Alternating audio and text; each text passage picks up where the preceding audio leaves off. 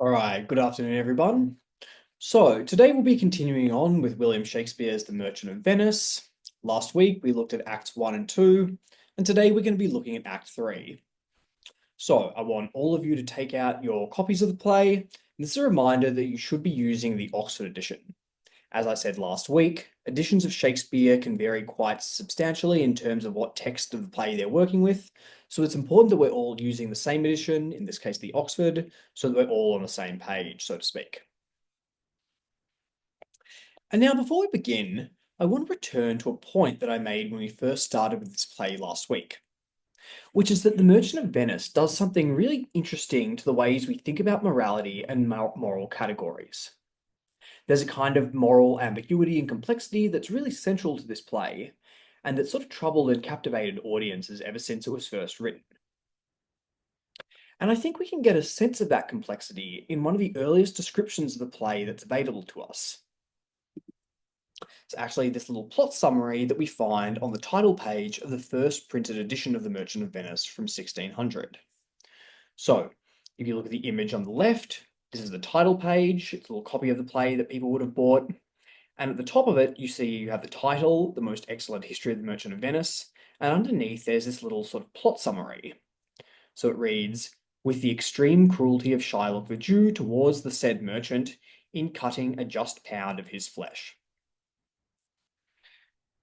Now, so does anything about the language of this description seem a bit strange or contradictory to you? Is there anything slightly odd about this language here? Are there any volunteers? Does anyone want to have a go at it? All right, you there in the front. Good, I think that's exactly right. There's a tension between Shylock's extreme cruelty, as the description puts it, and the fact that his demand for a pound of flesh is also described as just. And that's strange because we tend to think of justice as an obviously good thing and extreme cruelty as an obviously bad thing.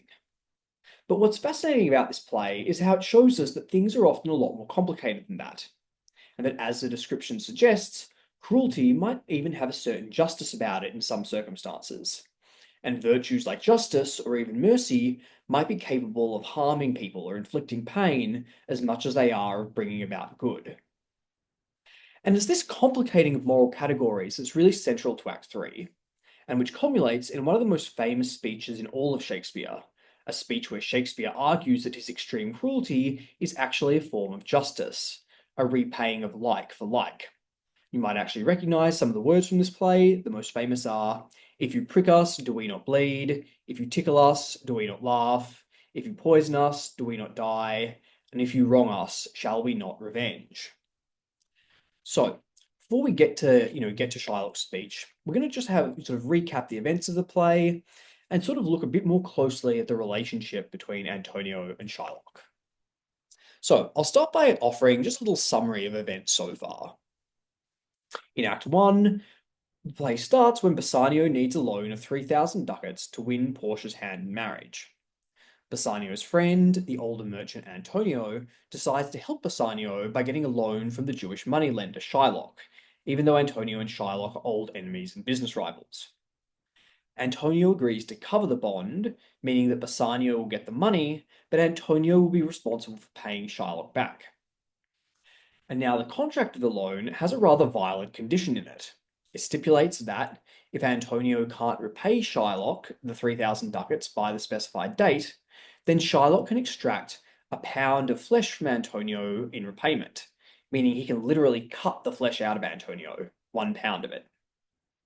So everything is going fine in Act 1 and 2, but in Act 3, catastrophe strikes when Antonio's ships are lost at sea and he can no longer repay the loan.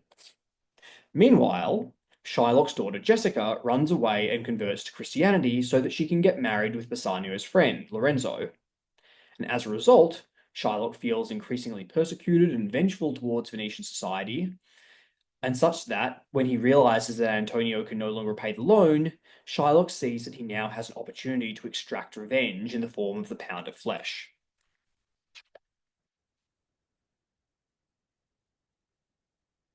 So now that we're up to speed, I want us to turn to the character of Shylock, since Act 3 is really where his character most comes into its own, and we get the richest and perhaps the most sympathetic depiction of his personality. So, Shylock is typically considered the villain of the play, and there's a lot of good reasons for this. First and foremost, it's that wanting to cut a pound of flesh out of someone just because they can't repay a loan they owe you is pretty villainous behavior. It's the kind of thing you might expect from the mafia or the Russian mob or some sort of criminal enterprise.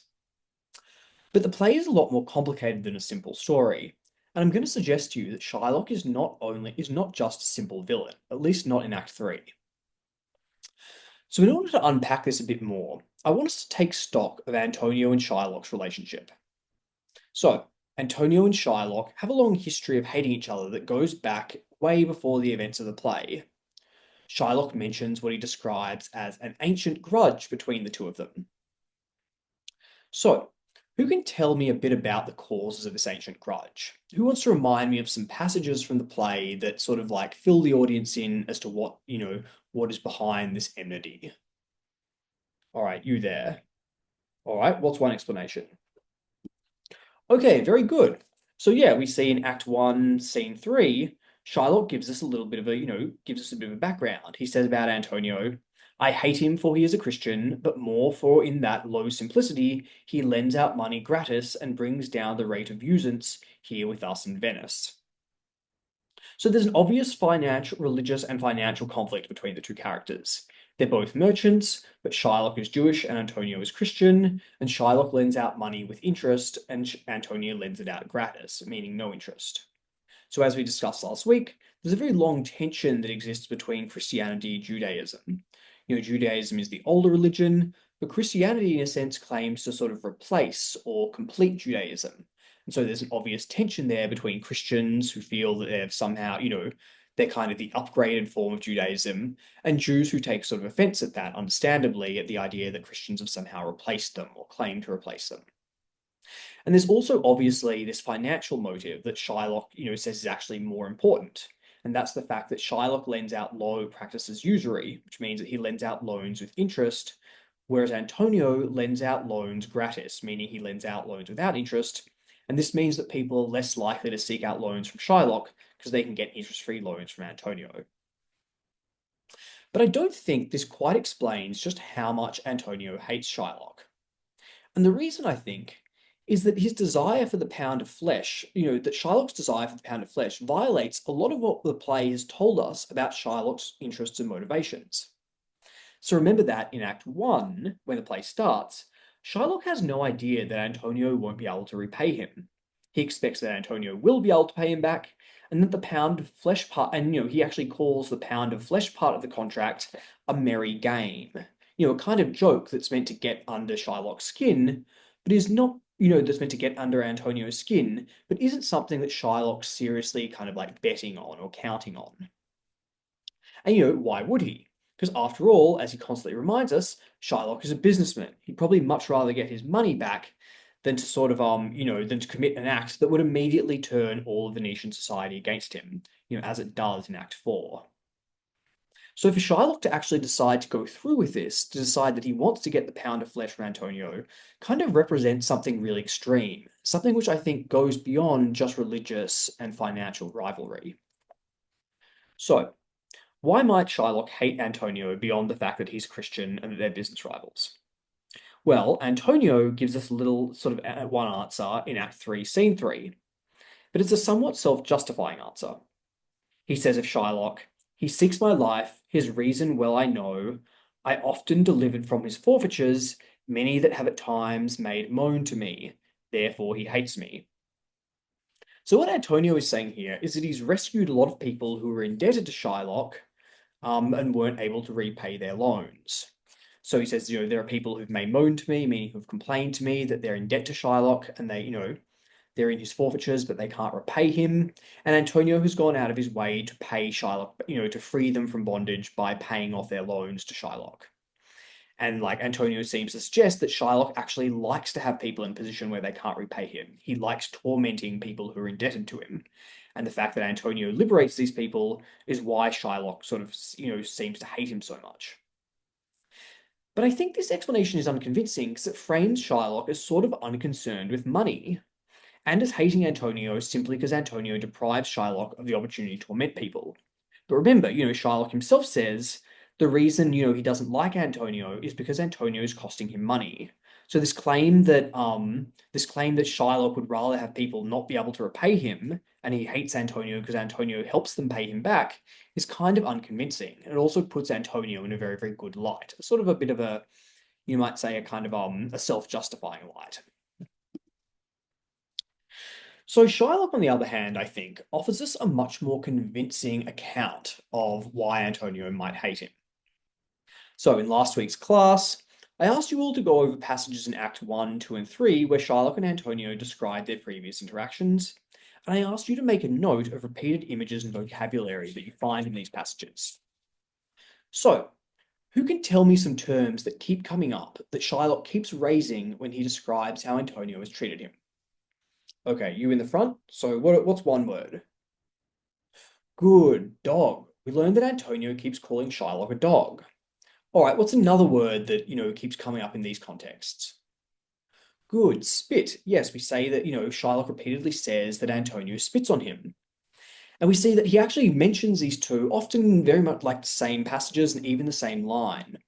So in Act 1, Scene 3, Shylock says to Antonio, "You call me misbeliever, cutthroat dog, and spit upon my Jewish gabardine." And he says a bit later, "You that did void your ream upon my beard, and foot me as you spurn a stranger cur."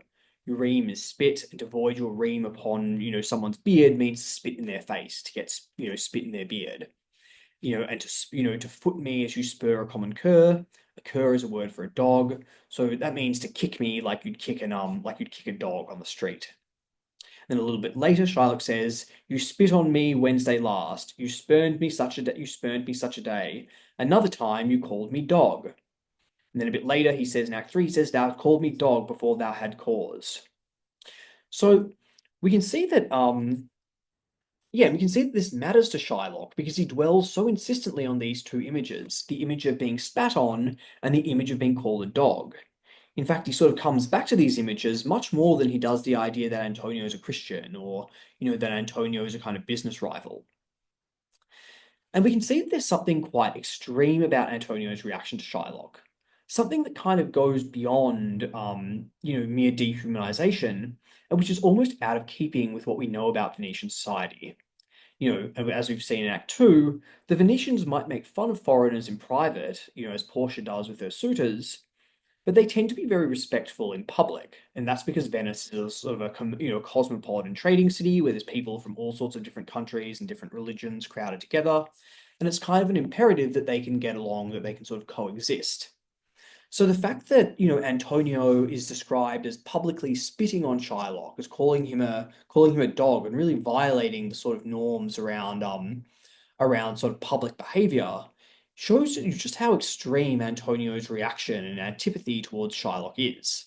It's a kind of extremity which is sort of similar to Shylock's desire for the pound of flesh. It's something which is really unsanctioned by social norms. It's something which is actually like violates the norms of their society. So we might ask, why is it that Antonio hates Shylock? Now, according to Shylock, there's really no good reason. As he says, "Thou calledst me dog before thou had a cause." He says to Antonio in Act 3 when Antonio has come to beg for mercy. So he's saying that, you like called me a dog when you didn't have any reason to, and for this reason, I'm not going to like extend mercy to you. But to say that there's no good reason is not to say that there's no reason at all. And Shylock actually spells out this reason in one of the greatest, most famous speeches of the play. A speech where Shylock says, "Well, what's Antonio's reason? The reason is that I am a Jew." Now, if you turn to page 151 of the Oxford edition, we can look at that speech in a bit more detail.